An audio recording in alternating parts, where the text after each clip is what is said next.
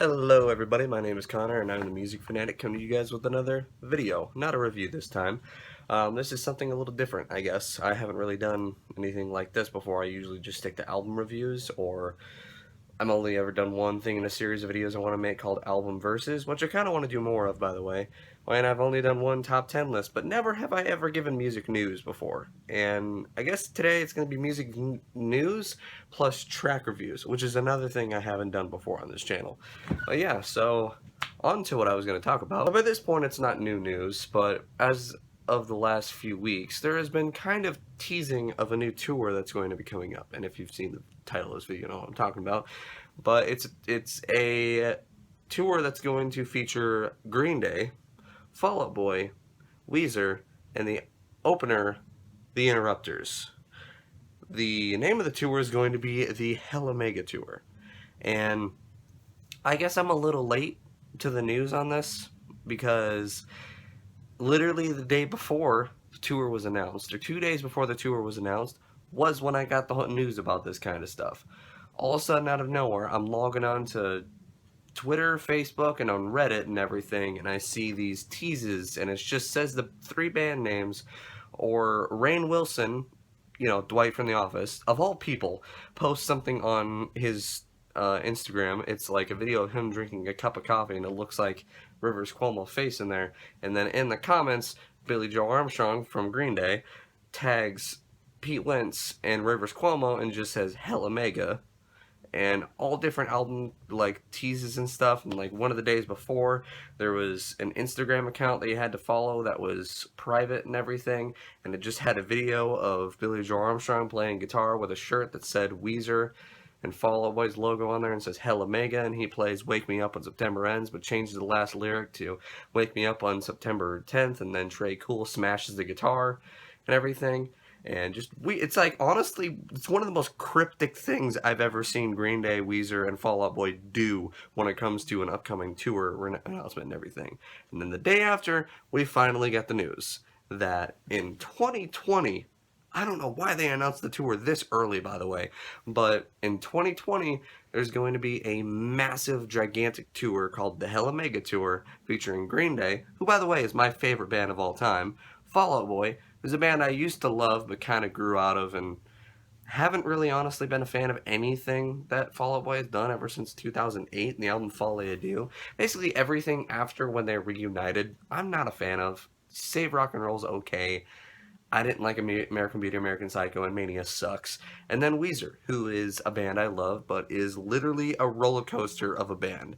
Like, quite literally. I'll get into that more if I ever review more of their albums, but yeah. It's just going to be this massive tour that they're going on, which is going to be in Asia, it's going to be over in the UK, and it's going to be in the United States. And as of right now, even though they said more dates are going to be announced, the one I will be going to, since I am from Nebraska, South Sioux City, Nebraska, the one I'll be going to is going to be the one in Minneapolis, Minnesota. And that's going to be at Target Field, which if I go to it, which when I go to it, I'm going, no matter what.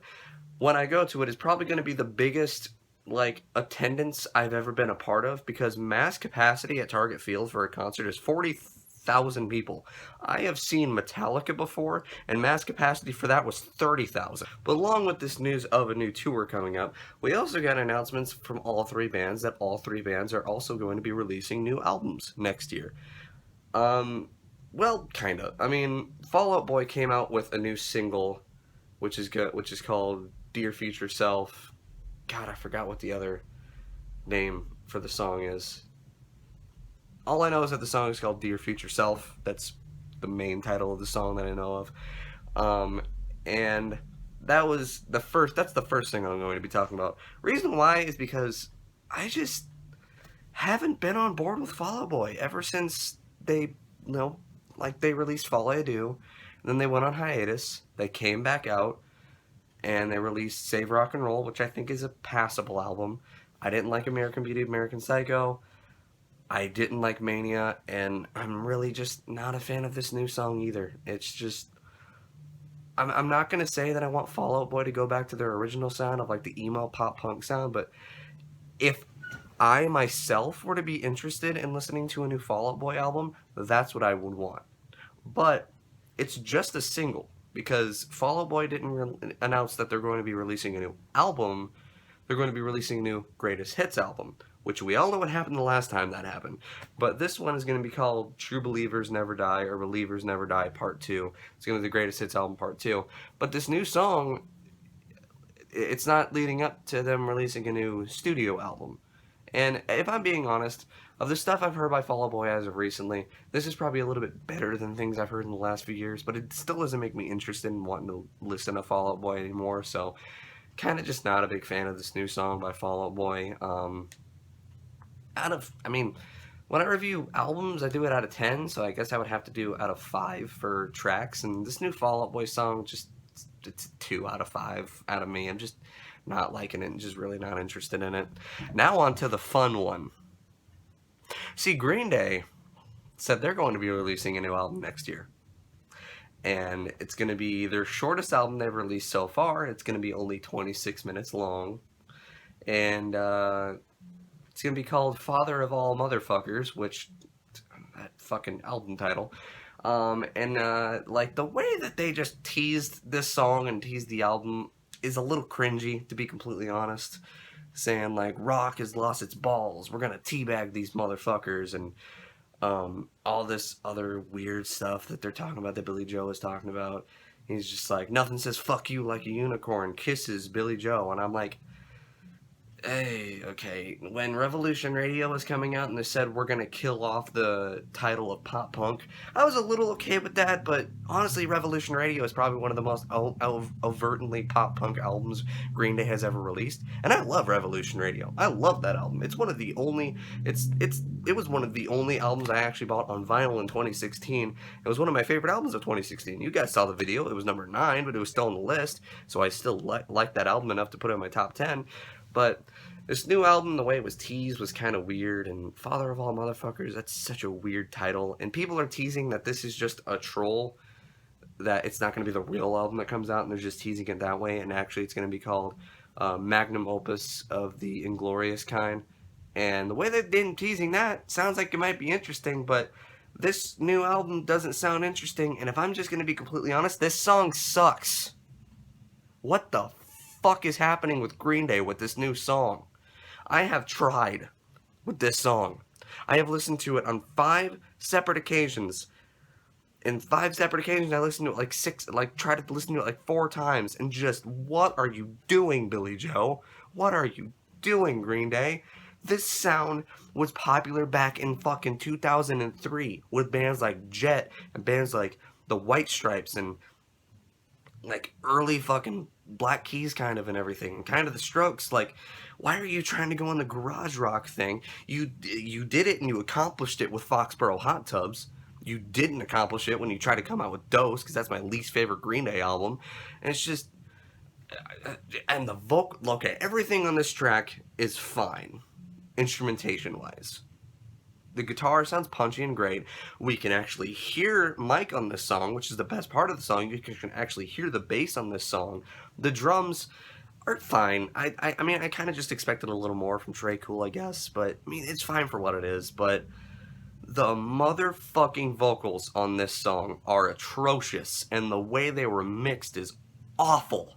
The production on this song is supposed to be bad, but that's not what I expect from Green Day. They're my favorite band of all time. I've been listening to Green Day ever since I can fucking remember. And of all the songs they've released as first singles, Longview was the first single off of Dookie. That song's amazing. I think Geek Stink Breath was the first single off of Insomniac, and that song's awesome. I think it was Nice Guys Finished Last or Hitching a Ride. First single off of Nimrod, and that song's awesome. Warning off of Warning. Amazing, awesome song. Fucking American Idiot. I even like Know Your Enemy. I'm fine with Oh Love. Stray Heart is a good song. X-Kid, fine. Bang Bang is awesome. And now we have this. Much like John from ARTV said, I have never disliked a first single off of a Green Day album. And this one I very much dislike. I very much dislike where they're going with this. The last track off of God's Favorite Band, the Greatest Hits album they released a few years ago, was Back in the USA. When I heard that song, I was like, hopefully this is a sign to come, because this song's really good. No. Apparently Billy Joe Armstrong and Green Day want to go back to 2003 and make a fucking garage rock sounding album and have Billy Joe Armstrong do high-pitched vocals that don't sound good at all. I am highly disappointed in this song. John from ARTV, you gave this song a 2.5 out of 5. I give this song a 1.5 out of 5. This song is not good, does not get me excited for the new Green Day album. I don't like the direction they're going, and the front cover of that album looks so fucking lazy. Really, you just took the heart grenade from American Idiot, you made it sideways, you put Green Day in what looks like crayon, father of all motherfuckers, but you can't sell that in stores, so you had to put a fucking unicorn in front of it. Just not excited for this new Green Day album. I hope the rest of the album doesn't sound like that. Please let the rest of the album sound good. As I said in my last review of an album, Slipknot's We Are Not Your Kind, I have no problem with a band experimenting.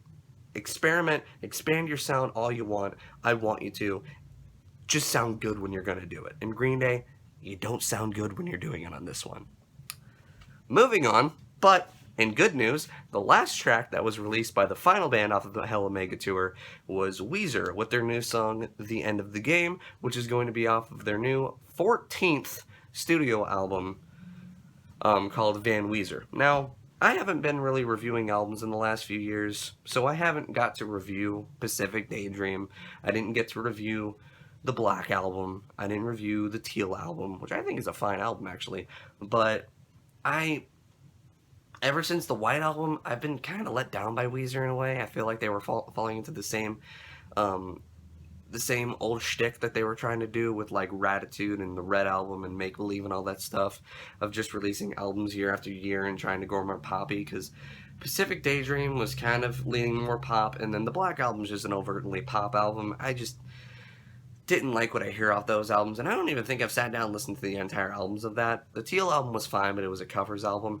But I can safely say Van Weezer and The End of the Game is the best Weezer song I've heard ever since Everything Will Be Alright in the End. As you may have seen, my review was on a different channel though. I love Everything Will Be Alright in the End. It's my third favorite Weezer album. I love the fucking White album too, and just this album is going to be called Van Weezer because, what do you know, they're inspired by Van Halen, kind of want to have like more guitar solos and more riffs in their songs, which thank you Rivers. I've been missing that for 2 albums. That's what you do good. It's what you do the best. You have really good riffs. You are a pop rock band. You're a power pop band and an alternative rock band. It's what I expect from you to do. Not saying you can't do that, but if you're going to do something different, make it good, please. But yeah, just the way this song starts off with the tapping guitar solo by Rivers. By the way, it's Rivers doing it.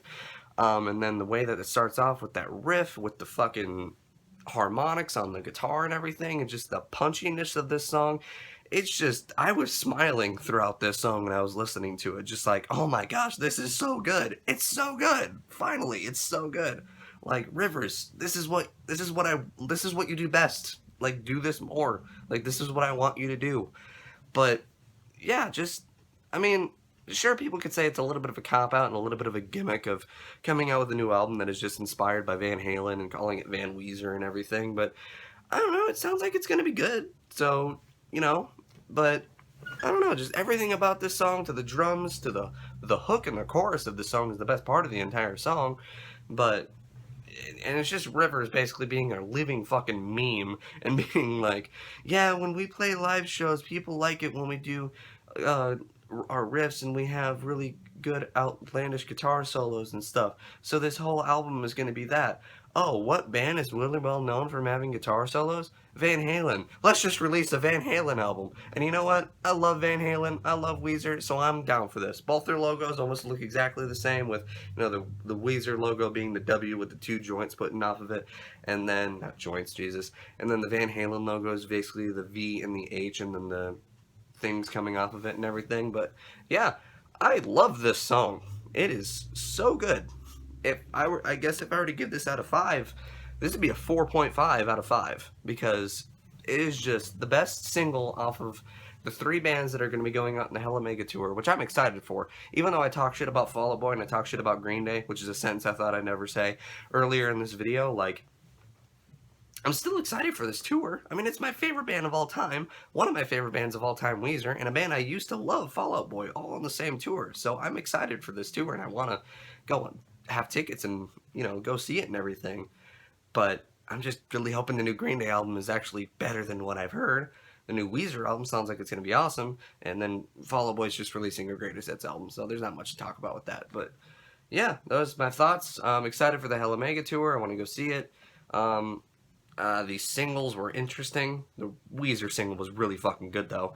But yeah, so above all, Fall Out Boy, Green Day, do better, and Weezer, you're doing good. You're doing good, Rivers. Billy Joe, learn from Rivers and do what you should do. But yeah, so that's my thoughts. Thank you for watching this video. My next video is going to be a review, and that is going to be one of two albums. I think two albums is what I'm going to be reviewing next. It's going to be Killswitch Engage, Atonement, and then after that, Tool, Fear Inoculum, because holy shit, that album came out. And then after that, I'll probably review the new Blink-182 album, 9, when it comes out. So far, I'm not impressed. And I've liked every single Blink-182 album up to this point. So, some of my favorite bands of all time, Green Day and Blink-182, even though I just saw Blink-182 in Council Bluffs on their Enema of the State 20th anniversary tour, like, just please do better. That's all I want. So yeah, thanks for watching this video. Click that subscribe button if you want to. Like this video, and that's pretty much it. 3, 2, 1. I'm done. Subscribe.